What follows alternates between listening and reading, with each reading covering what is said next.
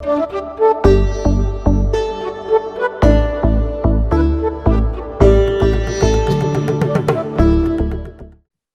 I want to come to the next point where I think you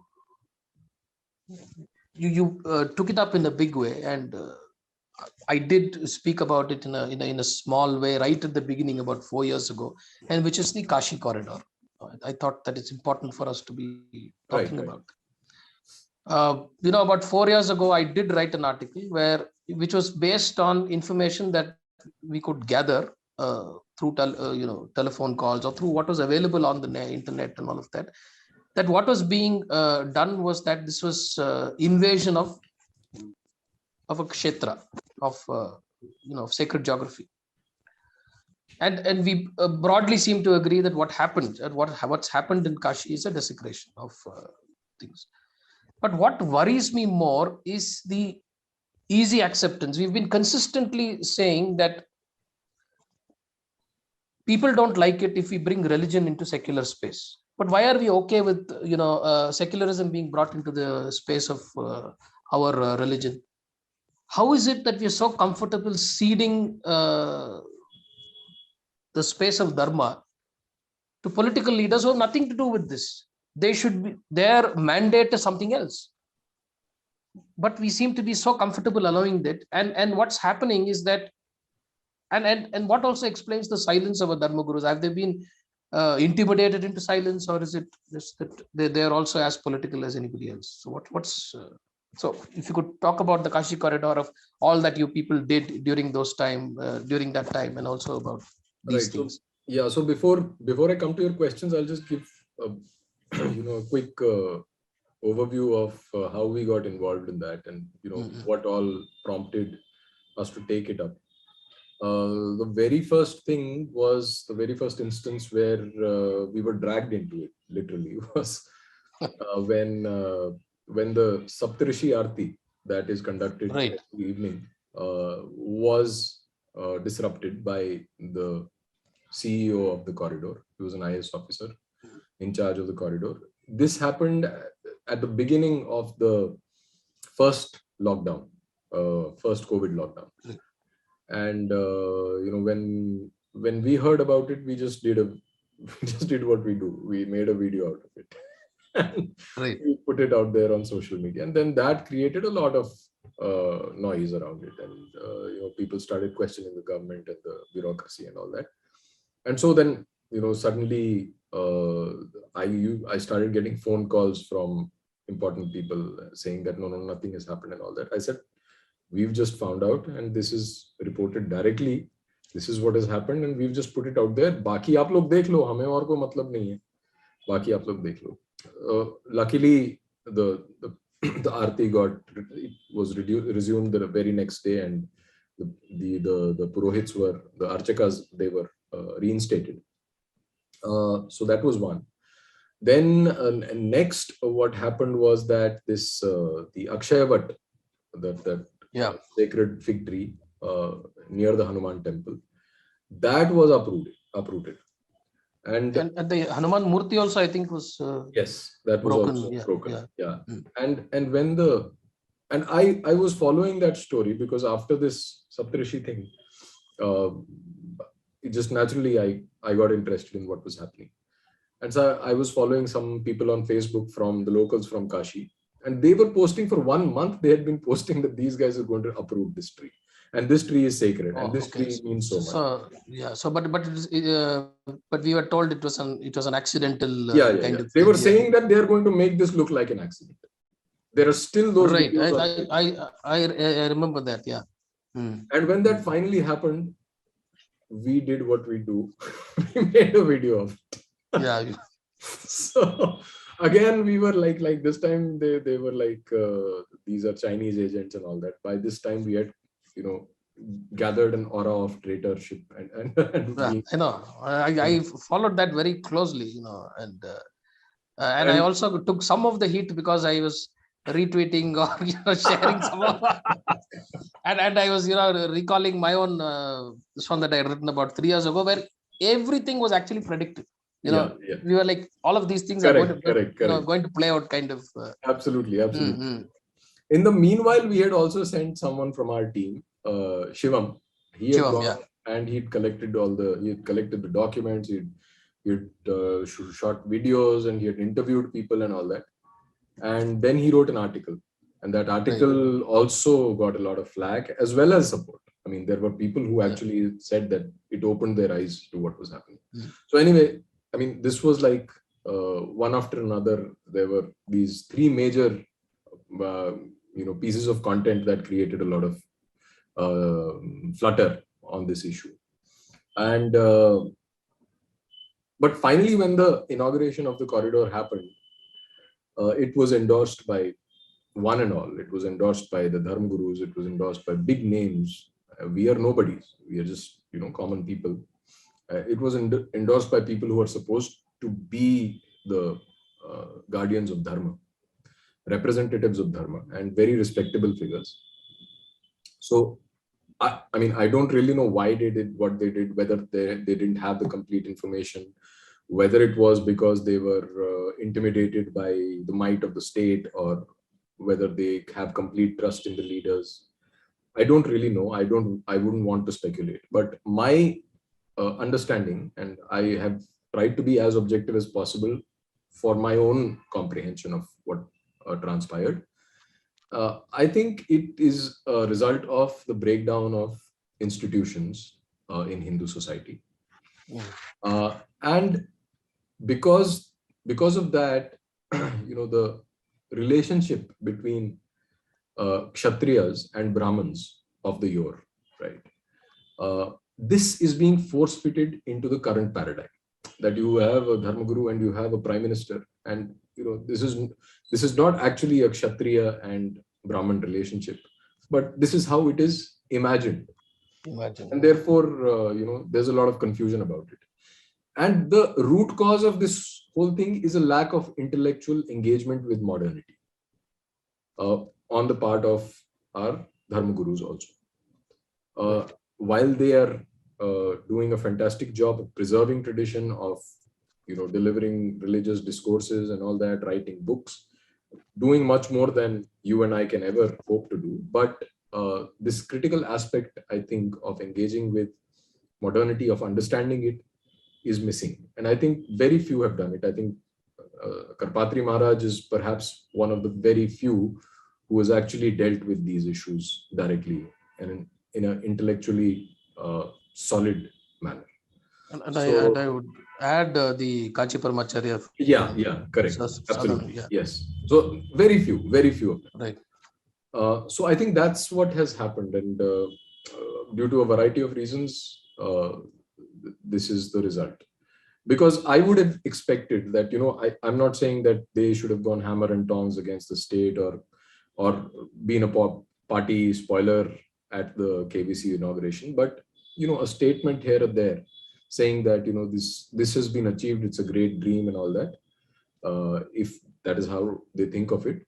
But they could have mentioned that maybe in the future, as this corridor also expands, as we go to other parts of India and Kashi, maybe we can try and not damage vigrahas and temples and treat them more respectfully, not cut down ancient trees. I mean, that I think was expected, but they didn't do it. So I mean, I don't know how to digest that. Yeah, so it's troubled me as well for a long time, because what also troubled me, and I wanted your thoughts on that, is the ease with which this whole thing was achieved.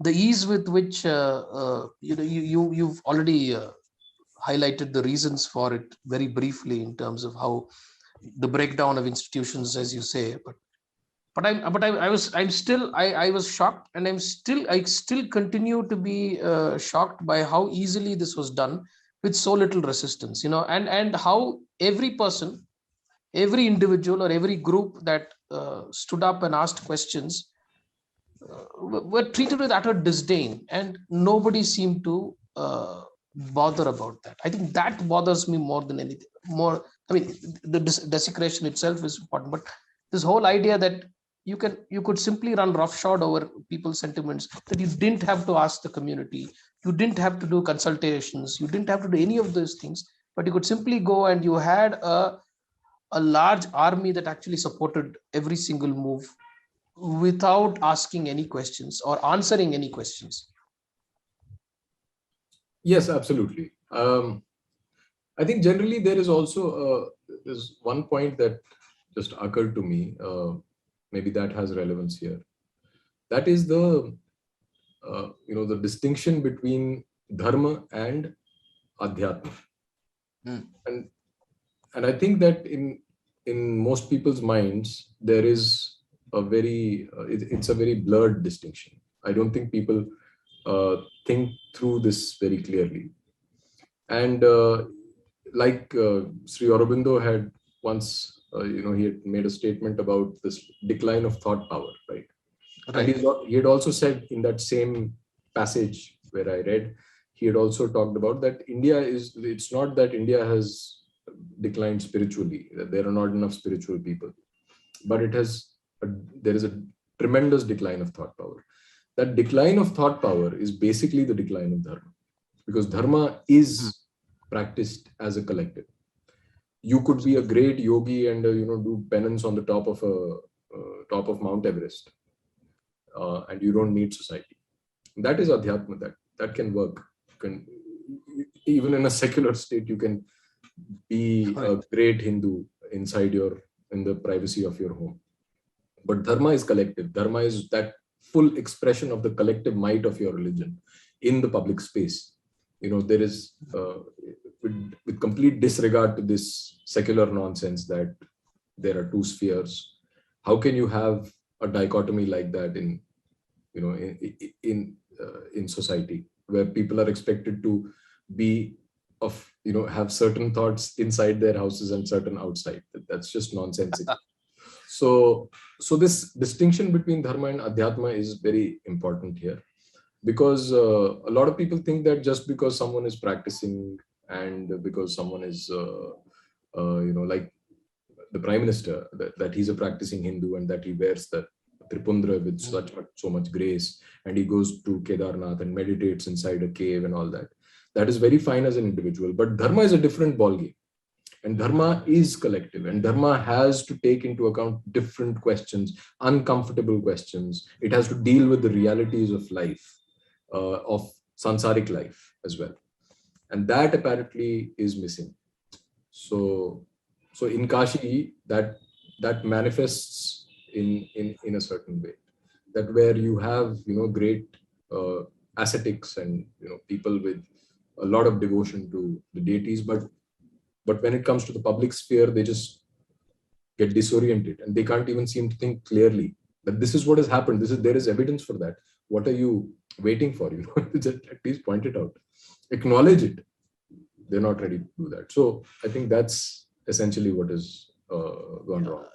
And your point about dharma being, about being seen as played out in the public space as well, I think that's critical, because we know that the other side understands this very clearly and consistently. And when I say the understand, I'm talking of the Muslim so-called minority group that clearly understands this. I mean, they're not doing it. They clearly understand this very well, and they play it out very well. So in the face of that, I'm surprised, or I'm actually shocked that we don't even seem to realize that the need to do this again. I mean, it's only it's only going to be a response to what they're doing, but at least here such a response would be justified, but we No, don't in seem fact, to be. no, in fact, the argument from the side who's dazzled by the Kashi Vishwanath corridor is precisely that this is how we will bring back the pride in culture, and we'll bring back dharma into public sphere, and this is how grand and beautiful it is. All those points are conceded, but in dharmic terms, the ends are uh, perhaps less important than the means. The means are everything, and how you get to a certain point. The point is not that important. The point, Right. how you get to that, will determine where you go from that point, right? So, while while you've achieved a Bhavya Mandir in Ayodhya or in Kashi Vishwanath, if it is not arrived at with in conformance with dharmic principles, then I think that it is the duty of every Hindu to question that. So yeah. Yeah, but the point remains that not many of us can actually ask questions openly right now. So even what we are doing, that's the that's I mean, that has various reasons. I think, I mean, right. I did a video on this aspect, a two-part video on totalitarianism, and people think of totalitarianism as something, just from the Hollywood movies on World War II, but totalitarianism is a um, very real thing that is creeping around all the time. It's not a distant thing in the past. There is always a chance that it will come back to haunt you, and it's always there. So that totalitarianism, the tendency to become a totalitarian society, I think, is right now there are huge markers that point in that direction, and that happens because there is no collective might. That you have no negotiating power, collectively speaking. You are just a bunch of individuals, and that happens in an urban setting. Like, for example, here, if you look at Delhi and the state of Yamuna is Pujaniya, right? It's we worship her, and yet it is so dirty. And there are at least thousands of people who believe that Yamuna is worshipped, who live in Delhi, right? Thousands, lakhs perhaps, and yet we can't do anything about it. So we don't have a collective agency with regard to that, which means that we are victims of individualism gone rampant. We are we're living in an atomized society, and we have no scope for collaborating and getting things done together. That's where we are. And what about this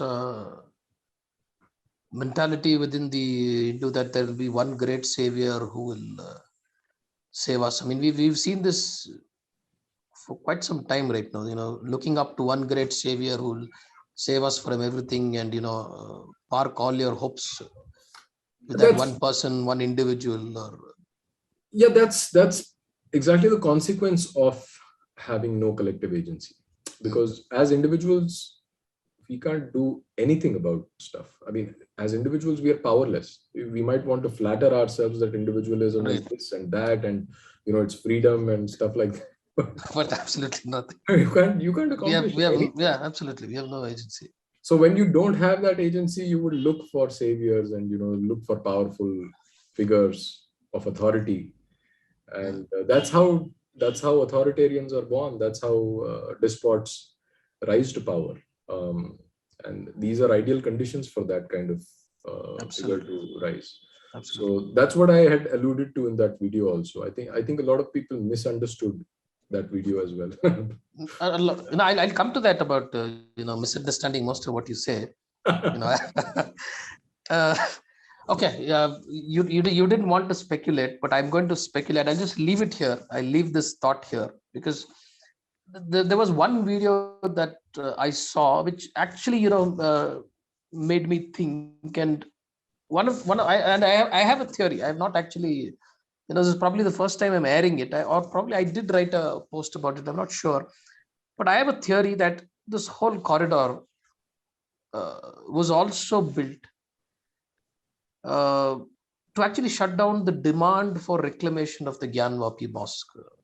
I call it my intuition, or call it whatever.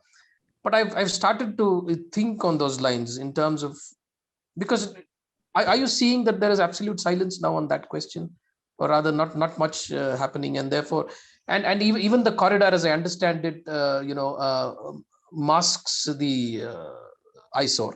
in one sense, right? The walls of the corridor. So it's something that I've started to think, and like I'm saying, I'm only speculating, but I just thought I'll leave it there. If you want to react, Perhaps you it could. is, perhaps it is not. I don't really know. I do see the logic there. I do see, but I have no way to. You and I don't have a way to verify Right. it as yet. It may be that way, or it may be just a side effect or an afterthought. Okay, चलो ये कर दिया तो अच्छा ही हो गया, ये भी हो गया.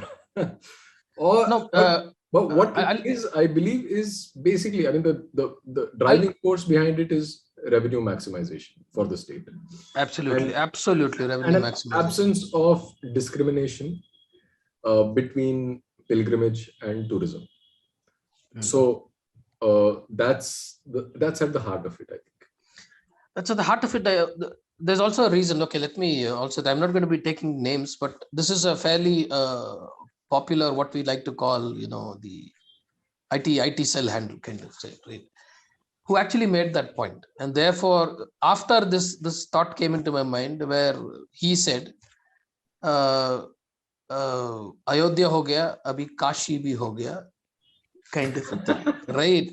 So I said, wow, this and the coin kind of dropped, in the sense, okay, so what I've been thinking and what these people are, this person is saying, and he's not, and he's clearly one of the people who is one of those trumpeters of the establishment. So that's the reason why I brought it up. But like you say, we don't know, Right. and we can't speculate much on it. So.